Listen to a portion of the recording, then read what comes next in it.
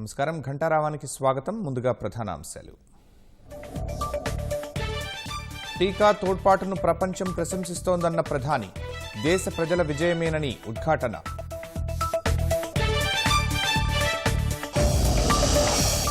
రైతుల ఆందోళనకు కారణాలు తెలియట్లేదు, అభ్యంతరాలేంటో చెప్పడం లేదన్న మోదీ.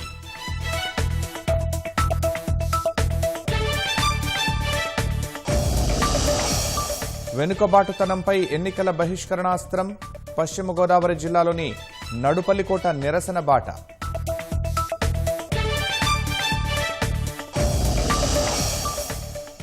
తొలి విడత ఎన్నికలకు ముమ్మరంగా ఏర్పాట్లు. సన్నాహాల్లో నిమగ్నమైన సిబ్బంది.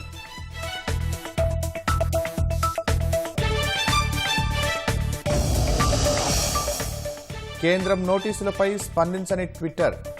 తప్పుడు ప్రచారం, ఖాతాల తొలగింపు ఆదేశాలపై మౌనం.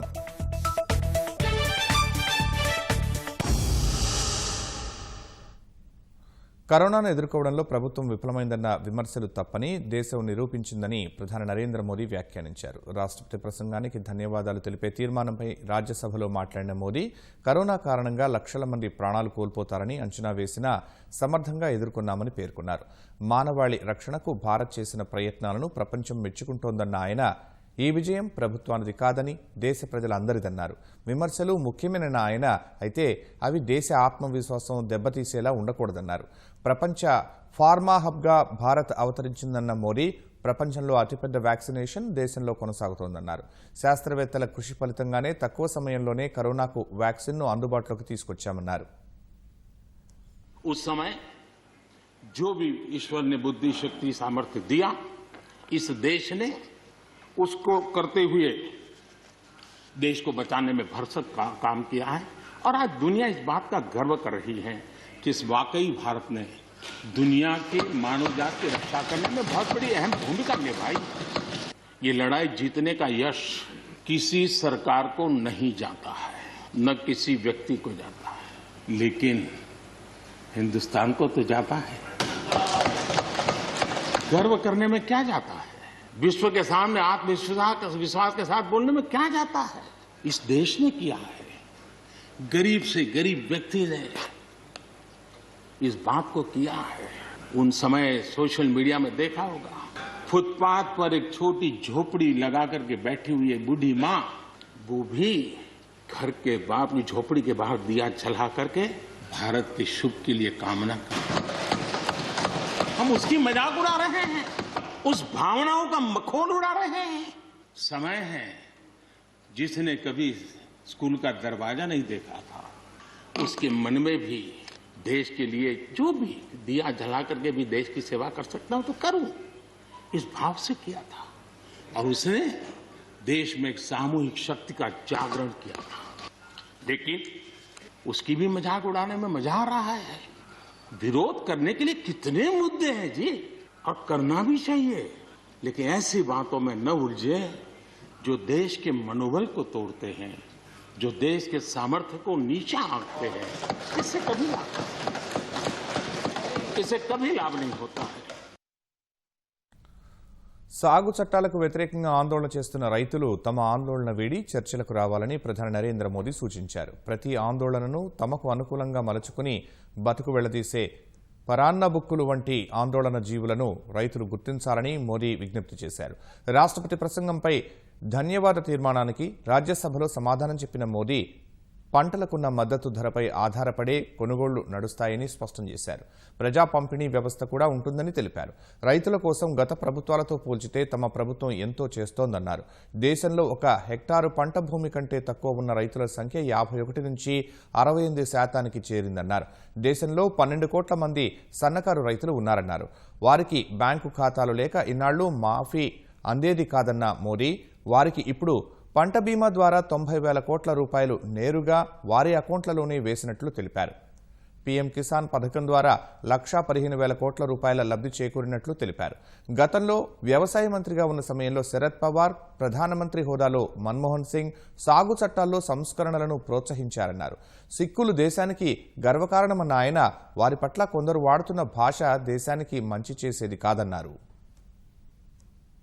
शरद पवार जी और कांग्रेस के भी हर किसी ने, हर सरकार ने कृषि सुधारों की वकालत की है, कोई पीछे नहीं है, क्योंकि हर एक को लगता है कर पाए नहीं कर पाए अलग बात है, लेकिन ये होना चाहिए, ये बात हर एक की निकली हुई है। और आज नहीं, जब भी जो जहां थे सबने की हुई है। और शरद राव जी ने तो अभी एक बयान भी दिया कि मैं सुधारों के पक्ष में हूं। ठीक है, पद्धति के संबंध में उनके मन में सवाल है, लेकिन सुधारों का विरोध नहीं किया है। और इसलिए मैं समझता हूं कि हमें इस विषय में हमारे साथी श्रीमान सिंधिया जी ने बहुत ही अच्छे ढंग से कई पहलुओं पर इस कानून को लेकर के यहां पर ये सारी बातें पिछले 2 दशक से लगातार चल रही है, हर फोरम में चली है।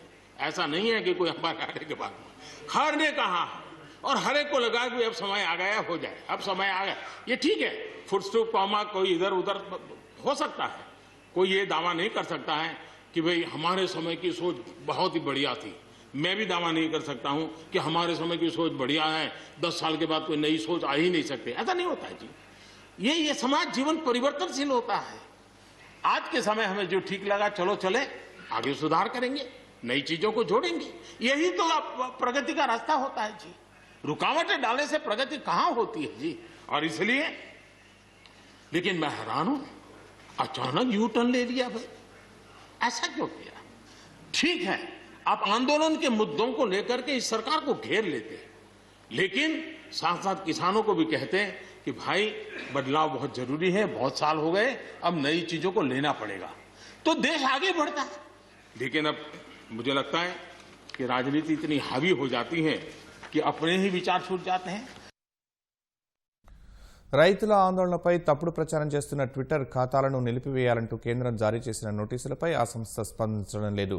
ఈ క్రమంలో ట్విట్టర్ తీరుపై కేంద్ర ప్రభుత్వం అసహనం వ్యక్తం చేసింది. ఆందోళనలపై తప్పుడు ప్రచారం చేస్తున్న దాదాపు 1178 ఖాతాలను తొలగించాలని ఇటీవల కేంద్రం ట్విట్టర్ను ఆదేశించింది.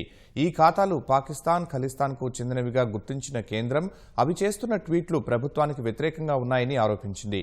వాటిని తక్షణమే తొలగించాలని నోటీసులు జారీ చేసింది. అయితే ట్విట్టర్ మాత్రం పట్టనట్లు వ్యవహరిస్తోంది. ఉత్తరాఖండ్లో ఆకస్మికంగా సంభవించిన వరదల్లో గల్లంతైన వారి కోసం సహాయక చర్యలు కొనసాగుతున్నాయి. సొరంగంలో చిక్కుకున్న వారిలో 15 మందిని సహాయ సిబ్బంది రక్షించారు. ఇప్పటిదాకా 14 మృతదేహాలను వెలికితీసినట్లు చమోలి పోలీసులు తెలిపారు. భారీ యంత్రాల సహాయంతో సొరంగంలో కూరుకుపోయిన బురదను తొలగిస్తున్నారు. ఉత్తరాఖండ్లో ధౌలీగంగా జల ప్రళయంలో గల్లంతైన వారి కోసం సహాయక చర్యలు కొనసాగుతున్నాయి. ఇప్పటివరకు 14 మృతదేహాలు వెలికితీసిన సహాయ బృందాలు 15 మందిని సురక్షితంగా కాపాడారు. ఆకస్మిక జల ప్రళయం వల్ల తపోవన్, విష్ణుగఢ్ జల విద్యుత్ కేంద్రంలో పనిచేస్తున్న 170 మంది కార్మికులు గల్లంతయ్యారు. ఆదివారం రాత్రి ధౌలీగంగా నదిలో వరద ఉధృతి పెరగడంతో సహాయక చర్యలను నిలిపివేసిన అధికారులు తిరిగి వాటిని ఇవాళ ఉదయం ప్రారంభించారు. జల విద్యుత్ కేంద్రంలోని 2 సొరంగాల్లో చిక్కుకున్న వారి కోసం ఎన్డీఆర్ఎఫ్, ఎస్డీఆర్ఎఫ్, ఐటీబీపీ బలగాలు సహాయక చర్యలు ముమ్మరం చేశాయి. సొరంగాల వద్ద భారీగా పేరుకుపోయిన బురదను జేసీబీలతో తొలగిస్తున్నారు. 180 మీటర్ల పొడవైన ఒక సొరంగంలో దాదాపు 70 నుంచి 80 మీటర్ల లోతు వరకు బురదను బయటకు తీసినట్లు అధికారులు తెలిపారు. ఇందులో దాదాపు 30 నుంచి 40 మంది కార్మికులు చిక్కుకున్నట్లు అనుమానిస్తున్నారు. 2.5 కిలోమీటర్ల పొడవున్న మరొక సొరంగంలో 80 నుంచి 100 మీటర్ల లోతు వరకు వెళ్లినట్లు అధికారులు పేర్కొన్నారు. సహాయక చర్యల్లో పాల్గొనేందుకు డెహ్రాడూన్ నుంచి జోషిమఠ్కు MI-17 అడ్వాన్స్డ్ లైట్ హెలికాప్టర్లను వైమానిక దళం పంపించింది. మరోవైపు విపత్తుకు గల కారణాలను అన్వేషించేందుకు DRDOకు చెందిన శాస్త్రవేత్తల బృందం జోషిమఠ్కు బయలుదేరింది. వరదల్లో దెబ్బతిన్న తపోవన్ జల విద్యుత్ కేంద్రాన్ని కేంద్ర మంత్రి రమేష్ పోఖ్రియాల్ పరిశీలించారు. అత్యంత క్లిష్ట పరిస్థితుల్లోనూ సహాయక చర్యలు చేపట్టిన ఐటీబీపీ సిబ్బందిని ప్రశంసించారు.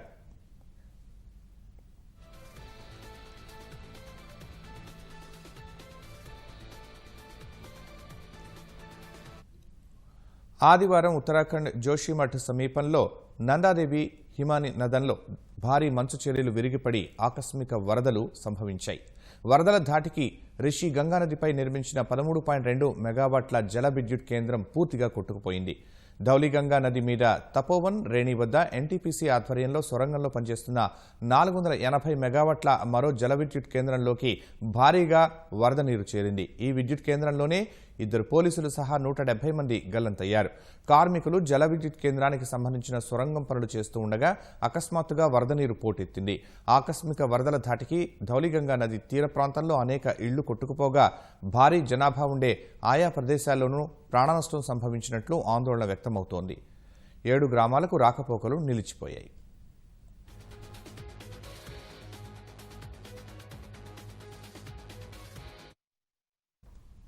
ఉత్తరాఖండ్లో ధౌలిగంగా జలప్రళయం మిగిల్చిన మహావిషాదంపై ఐక్యరాజ్యసమితి సెక్రటరీ జనరల్ యాంటోనియో గుటెరెస్ విచారం వ్యక్తం చేశారు. వరద బీభత్సంలో ప్రాణాలు కోల్పోయిన వారి కుటుంబాలకు ప్రగాఢ సానుభూతి తెలియజేశారు.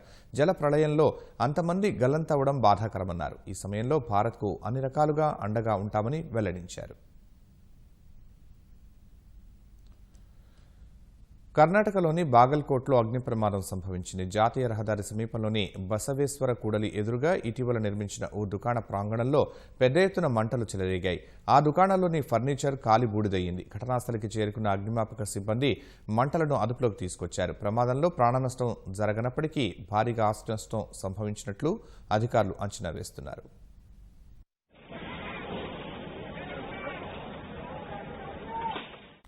పోలవరం సవరించిన అంచనాలను ఇంకా అధ్యయనం చేయాల్సి ఉందని కేంద్ర జలశక్తి మంత్రి స్పష్టం చేశారు. ప్రాజెక్టు నిర్మాణానికి నిధుల సమస్య ఏమీ లేదన్న ఆయన రాష్ట్ర ప్రభుత్వం R&R సమస్యపై దృష్టి పెడితే పనులు వేగంగా పూర్తవుతాయని ప్రకటించారు. పోలవరం ప్రాజెక్టు నిర్మాణంపై వైకాపా ఎంపీ విజయసాయిరెడ్డి రాజ్యసభలో ప్రస్తావించారు. సవరించిన అంచనాలను ఎప్పుడు ఆమోదిస్తారో చెప్పాలని కేంద్ర జలశక్తి మంత్రిని అడిగారు. జాతీయ ప్రాజెక్టు అయిన పోలవరానికి రాష్ట్ర ప్రభుత్వం ఇప్పటికే 2,500 కోట్ల రూపాయలు తన సొంత నిధులను ఖర్చు చేసిందని తెలిపారు. March 2020, the Honorable Minister has told in Lok Sabha that the revised cost committee recommended revised estimates at 47,725 crores.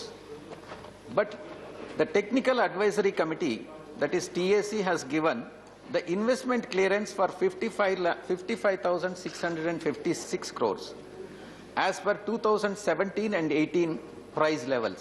I would like to know from the minister, when is the ministry planning to approve the revised amount cleared by TAC? Right. దీనిపై స్పందించిన కేంద్ర జలశక్తి మంత్రి గజేంద్ర సింగ్ షెకావత్ 2013-14 ధరల ప్రకారం ఈ ప్రాజెక్టును పూర్తి చేయాలని, ధరలు పెంచేందుకు అవకాశం లేదని విభజన చట్టంలో పేర్కొన్నట్లు తెలిపారు. అయితే పెరిగిన ధరలపై నిపుణుల కమిటీ ఇచ్చిన సవరించిన అంచనాలను ఇంకా అధ్యయనం చేయాల్సిందని మంత్రి స్పష్టం చేశారు. रिवाइज कॉस्ट एस्टीमेट कमेटी ने अपनी पूरी गणना करके प्रोजेक्ट की further cost as on 2017 work out किया है. मुझे लगता है कि इसके आगे का विषय जो है अभी विचार किया जाना बाकी है. इसके आगे के विषय पर विचार करके कैबिनेट में भेजा जाएगा. कैबिनेट इसमें जो निर्णय करेगी उसके अनुरूप आगे कार्रवाई. ప్రాజెక్టు నిర్మాణానికి రివాల్వింగ్ ఫండ్ ఏర్పాటు చేయాలని విజయసాయిరెడ్డి కోరారు. ఇలా చేస్తే నిధుల సమస్య ఉండదని, అనుకున్న సమయానికి ప్రాజెక్టు నిర్మించే అవకాశం ఉంటుందన్నారు. దీనిపైన స్పందించిన మంత్రి షెకావత్ ఈ ప్రాజెక్టు నిర్మాణానికి ఎలాంటి నిధుల సమస్య లేదని స్పష్టం చేశారు.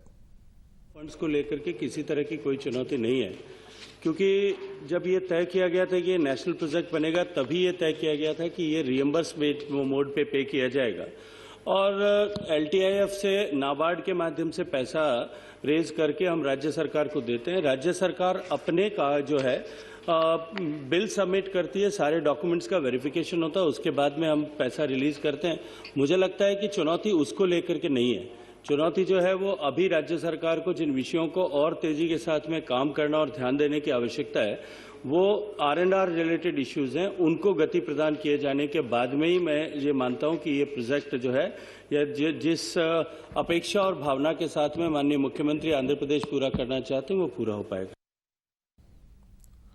కాపర్ డ్యాం వద్ద 41 మీటర్ల ఎత్తు వరకు నీటిని నిల్వ చేసినప్పుడు ముంపునకు గురయ్యే బాధితులు 35% మందిని తరలించామని కాంగ్రెస్ ఎంపీ దిగ్విజయ్ సింగ్ అడిగిన ప్రశ్నకు మంత్రి సమాధానం చెప్పారు.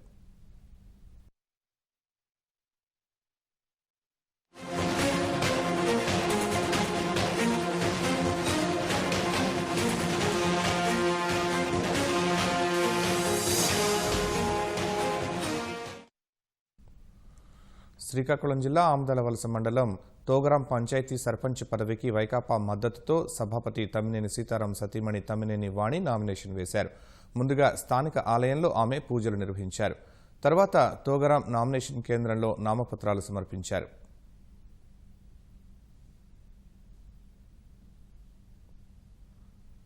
నెల్లూరు జిల్లా ఆత్మకూరు మండలం ఎన్నవాడలో సర్పంచ్ అభ్యర్థిని ఇంటిలో నిర్బంధించి ప్రత్యర్థులు బెదిరింపులకు పాల్పడ్డారు.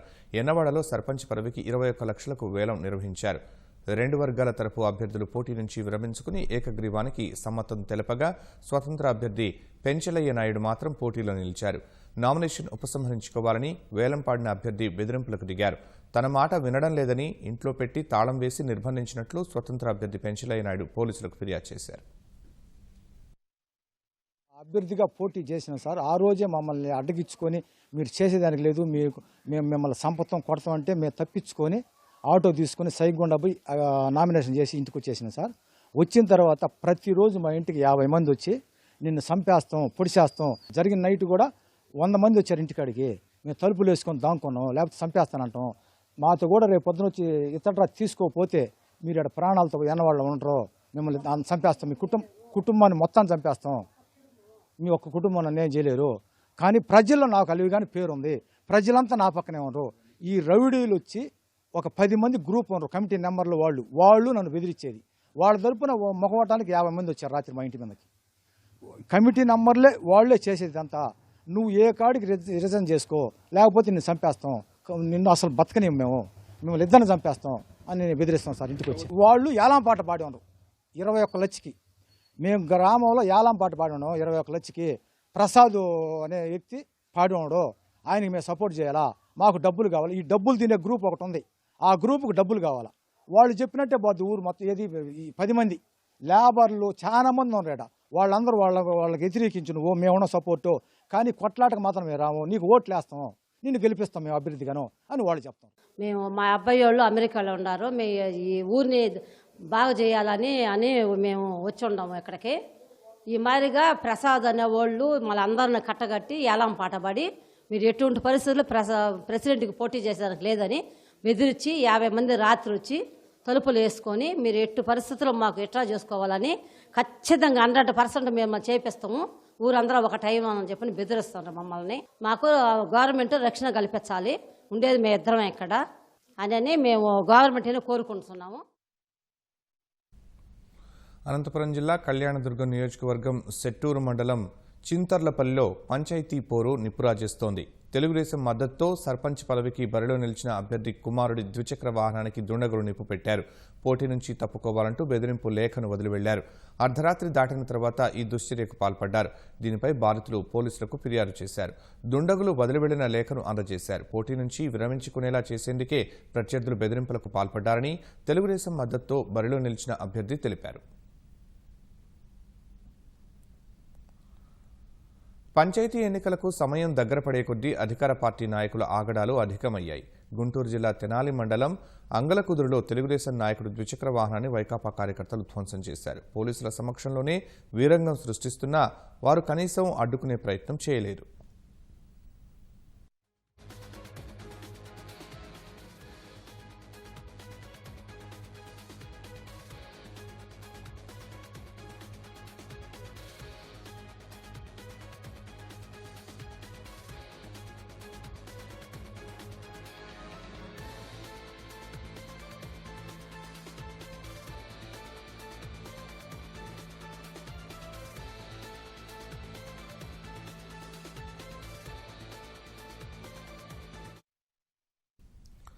గ్రామ వాలంటీర్లను పంచాయతీ ఎన్నికలకు దూరంగా ఉండాలని ఎస్సీసీ ఆదేశాలు జారీ చేసినా అవి ఎక్కడా అమలు కావడం లేదు. గుంటూరు జిల్లా తెనాలి మండలం తేలప్రోలులో వాలంటీర్లు ఇంటింటా ప్రచారం నిర్వహించారు. వైకాపా బలపరిచిన అభ్యర్థులకు ఓటు వేయాల్సిందిగా కోరుతున్నారు. లేకపోతే సంక్షేమ పథకాలు నిలిపివేస్తామని బెదిరింపులకు దిగుతున్నారు.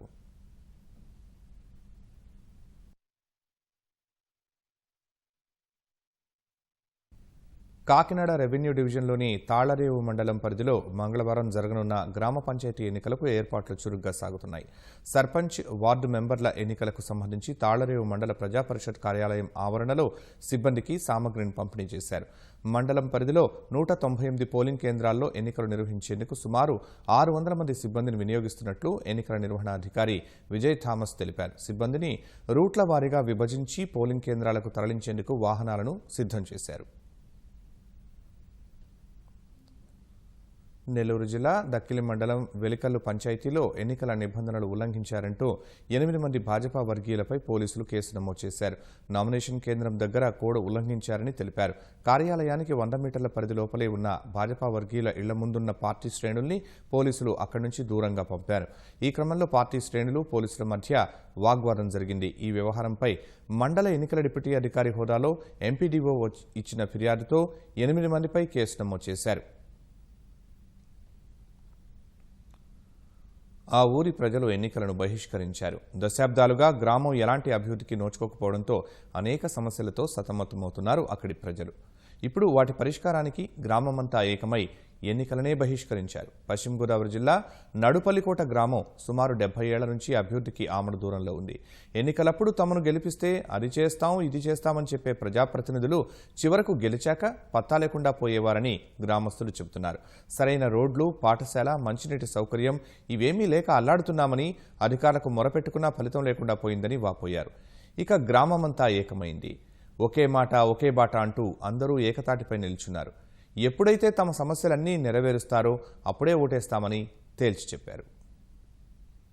పెరవల మండలంలోని నడుపల్లి పంచాయతీలో శివారు గ్రామంగా నడుపల్లికోట 70 సంవత్సరాల నుంచి పంచాయతీ పరిపాలనలో ఇక్కడ 4 నెంబర్లు, 1000 ఓట్లు, అలాగే 1460 మంది ప్రజలు ఉన్నటువంటి ఈ పంచాయతీలో సుమారు 70 సంవత్సరాల కాలం నుంచి కూడా నడుపల్లి మారు మాత్రమే పరిపాలిస్తూ మన గ్రామానికి సరైనటువంటి నీటి సదుపాయం, త్రాగునీరు కానీ, ఇంటి సదుపాయం కానీ, రోడ్ల వ్యవస్థ కానీ, డ్రైనేజీ వ్యవస్థ కానీ, స్కూలు నిర్మాణం కానీ, ఇలా ఎన్నో సదుపాయాలకి నోచుకోకుండా ఏదో 10 సంవత్సరాలకు ఒక్కొక్కసారి ఏదో ఒక చిన్న పని చేయడం, నాకు ఓటేస్తే నేను తీరుస్తానని చెప్పడం, గెలిచిన తర్వాత మళ్ళీ పత్తా లేకుండా పోవడం, ఈ యొక్క నిరసనను తెలియజేస్తూ ఇప్పుడు జరగబోతున్నటువంటి పంచాయతీ ఎన్నికలను బహిష్కరిస్తున్నాం. ఈ ఊర్లో ఎప్పటికీ ఈ స్కూల్ ఎప్పుడే కట్టిస్తారో, ఈ డ్రైన్లు ఎప్పుడే వేస్తారో, ఈ రోడ్లు ఎప్పుడేస్తారో, మురుగుదొడ్ల సదుపాయం ఎప్పుడు కల్పిస్తారో, ఇవన్నీ నేను గవర్నమెంట్ని ప్రశ్నిస్తున్నానండి.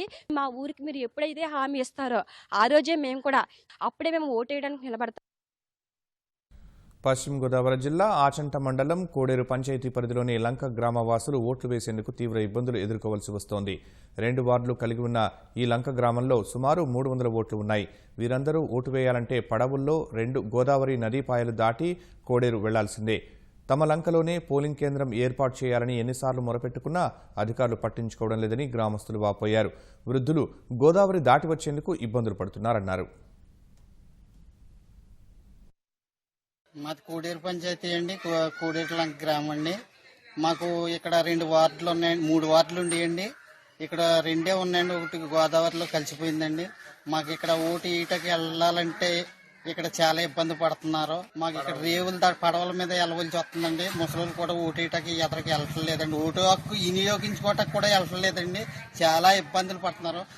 బూత్ కూడా ఇక్కడ మాకు కోడేరు లంక గ్రామంలో మాకు స్కూల్లో పెట్టట్లేదు. మాకు ఇక్కడ స్కూల్లోను మాకు ఇక్కడ ఒక పోలింగ్ బూత్ ఏర్పాటు చేయవలసిందిగా మేము కోరుకుంటున్నాము. ఇక్కడ ఒక పోలింగ్ బూత్ ఏర్పాటు చేయమని ప్రభుత్వాధికారులకి ఎంతకాలం నుంచి విజ్ఞప్తి చేసినా వాళ్ళు ఏర్పాటు చేయలేదు. ఈవెన్ కలెక్టర్ గారు కూడా నేనే రిప్రజెంట్ చేశాను. But they are not take action. వాళ్ళు జరిగింది ఏమిటంటే ఇప్పుడు వచ్చే 3 వార్డులు ఉండేవి. ఈ గోదావరి నదీ కోతకు రావడం వల్ల కొన్ని ఇళ్లు గన్నవరం మండలానికి, లంకల గన్నవరం మండలంలోకి వెళ్ళిపోవడం జరిగింది. ఇంకొక వార్డు, ఇంకా 2 వార్డులు మిగిలి ఉన్నాయి. ఇక్కడ కేవలం బోట్ల మీద వస్తున్నారండి, లేకపోతే నడిచి రావాలి. గోదావరి 2 పాయలు దాటి ఓట్లకు రావాలి. ఇక్కడ పోలింగ్ బూత్ ఏర్పాటు చేయాలని కోరుతున్నాను. పేరు చెప్పండి. నాగమనేంద్రరావు. విశాఖ ఉక్కు కర్మాగారం ప్రైవేటీకరణ నిరసిస్తూ ఆందోళనలు మరింత ఉధృతమయ్యాయి. స్టీల్ ప్లాంట్ బ్యాక్ గేట్ వద్ద అఖిలపక్షం ఆధ్వర్యంలో కార్మికులు పెద్ద ఎత్తున నిరసన తెలిపారు. కార్మికుల ఆందోళనకు మంత్రి ముత్తంశెట్టి శ్రీనివాసరావు మద్దతు తెలిపారు. దక్షిణాది రాష్ట్రాలపై భాజపాకు చిన్నచూపు ఉందని ఆయన మండిపడ్డారు. విభజన హామీలు అమలు చేయకపోగా ఉన్న ప్రాజెక్టులను ప్రైవేట్ పరం చేయటం ఏంటని ప్రశ్నించారు. రాజకీయాలను పక్కన పెట్టి ప్రతి ఒక్కరూ ఈ ఉద్యమంలో పాలుపంచుకోవాలన్నారు. కార్మికుల ఆందోళనలో ఎంపీలు ఎంవీవీ సత్యనారాయణ, సత్యవతితో పాటు వైకాపా ఎమ్మెల్యేలు గుడివాడ అమర్నాథ్, తిప్పల నాగిరెడ్డితో పాటు పలువురు నేతలు పాల్గొన్నారు. ఉక్కు కర్మాగారం ప్రైవేటీకరణ నిర్ణయాన్ని వెనక్కి తీసుకునే వరకు పోరాటం ఆగదని అఖిల పక్షాలు నినదించాయి.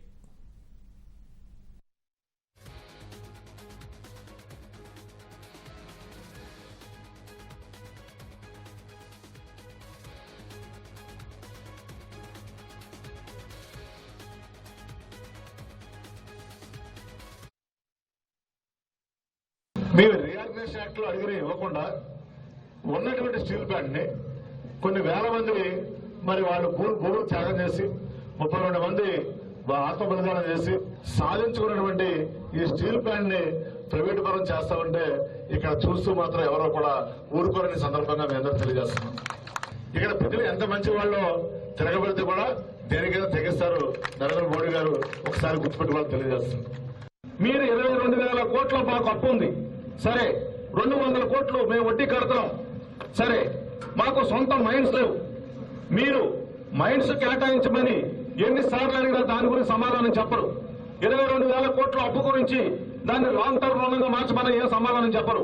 ఇవాళ మీ స్వార్థం కోసం ప్రైవేటు వ్యక్తులు కట్టబడితే ఈ ఉద్యోగస్తుల పరిస్థితి ఏంటి? గవర్నమెంట్ రన్ చేయలేని కంపెనీని ఒక ప్రైవేటు సంస్థ ఎలా రన్ చేస్తా నేను అడుగుతున్నా. వీళ్ళకి నష్టాలు వచ్చినప్పుడు ఒక ప్రైవేటు సంస్థకి ఎలా లాభాలు వస్తాయి నేను అడుగుతున్నా. కేవలం వారు దీన్ని రియల్ ఎస్టేట్ పరంగా అభివృద్ధి చేసుకోవడానికి అమ్ముకోవడానికి ఆలోచన తప్ప రెండో ఆలోచన కాదు. ఈ విషయంలో అయితే ఆందోళన చెందాల్సిన అవసరం లేదు. మరి మేము 22 మంది ఎంపీలు ఉన్నాం, రాజ్యసభ సభ్యులు ఉన్నారు, మన గౌరవ విజయసాయి రెడ్డి గారు, మన ముఖ్యమంత్రి గారు తప్పనిసరిగా మన ప్రెస్టీజియస్ విశాఖ ఉక్కు ఆంధ్రుల హక్కు అని తప్పనిసరిగా కాపాడుకోవడానికి ఈరోజు ఢిల్లీ కూడా నేను ప్రత్యేకంగా మా ఎంపీలందరూ కలిసి ఇస్తాము. ధర్మేంద్ర ప్రధాన్ గారికి, నిర్మలా సీతారామన్ గారికి మన ముఖ్యమంత్రి గారి లేఖని కోట్ చేస్తూ రాయటం జరిగింది.